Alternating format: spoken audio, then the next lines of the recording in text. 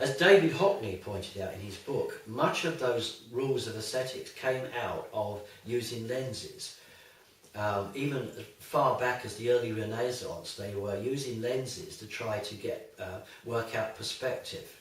And then by the time the camera turns up in about 1837, I think it is, those rules have been ingrained in us and how we should make art.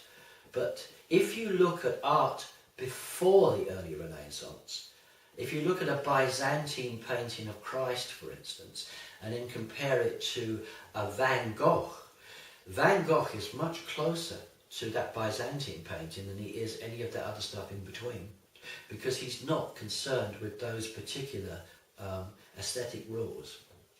And I think it's important to be painting what comes from inside, what comes from your feelings.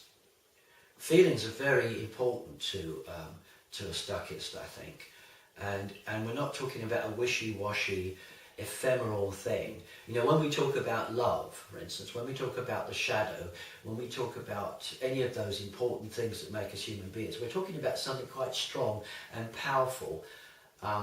In a sense, we are also amateurs. You know, the word amateur comes from the same word as lover. It's the same Latin root as lover. And I think what we are as Stuckists are professional amateurs.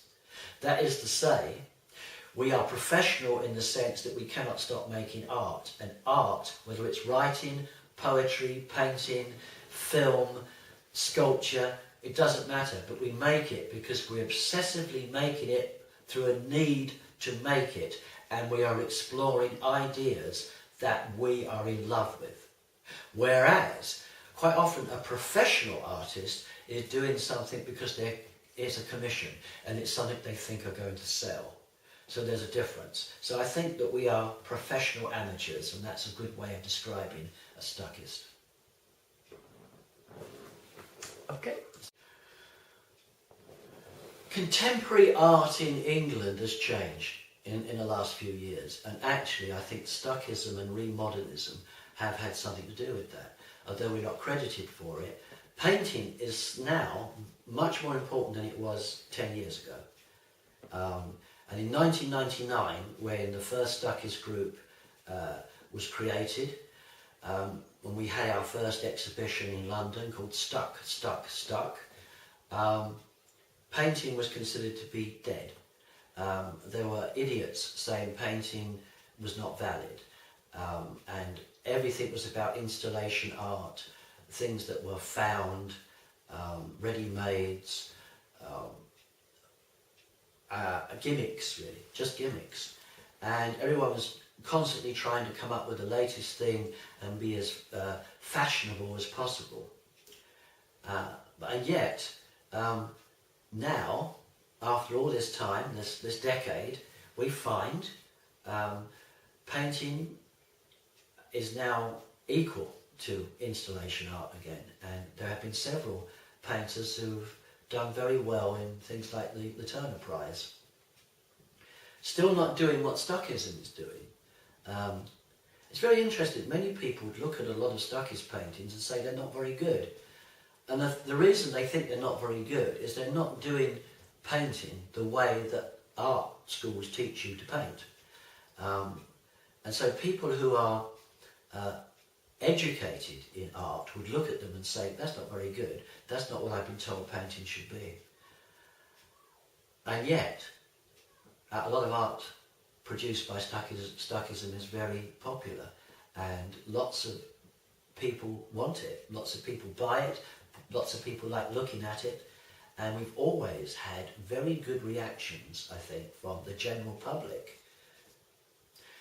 I think art in our country, England, is now healthier than it was a decade ago, and that, I think, is because of the Stuckist experiment. But I have to say this, Stuckism and remodernism is an experiment. It might be that we end up taking the same postmodernist route and end up doing the same things as the people that we are supposedly against. We don't know. It is an experiment. we are willing to be brave enough to experiment in it. We invite you, other artists out there, to join in that experiment. It might be, as I said, that it fails, but that is the exciting thing about any scientific experiment and any artistic one. Well, here we are in my neighbourhood. This is, over there is Glencoe Road in Chatham, and down there is Stirler Road. And if you can see up there, that big hill, that's called the Great Lines.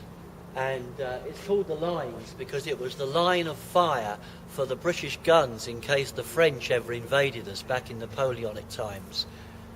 Over that hill is Gillingham, and if you go that way is Rochester, and these are all the Medway towns.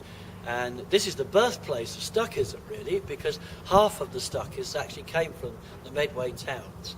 And I like living here. It's a very working class area, as you can see. These terraced houses were originally working class dwellings, but now a lot of them have been sort of gentrified a bit more. But it's still quite a cheap area to live in. House prices are very low here, which is why I can afford to live here and still be an artist. There's a school at the end of the road there.